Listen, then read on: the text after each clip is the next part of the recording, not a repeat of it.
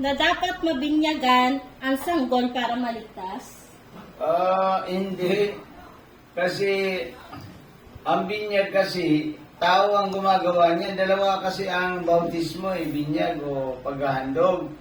Ang paghahandog, ibig sabihin, pagbata, ang tawag diyan ay handog sa Panginoon.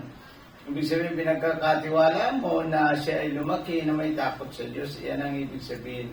Pero pagdating niya ng 13 years old o 12 years old, magdidesisyon na siya kung sasampalataya siya o hindi. Kasi pag sasampalataya na siya, pagdating niya ng 12 years old, sasampalataya na siya, doon lang siya maliligtas. Kasi ang ibig sabihin ng paghahandog o pagbabautismo sa tubig, ito ay wala dito ang kaligtasan. Kasi dalawa ang bautismo Bautismo espiritu at bautismo tubig. Ang paghahandog, ibig sabihin, iba yan. Yan ay ginagawa sa mga sanggol. Iba yun.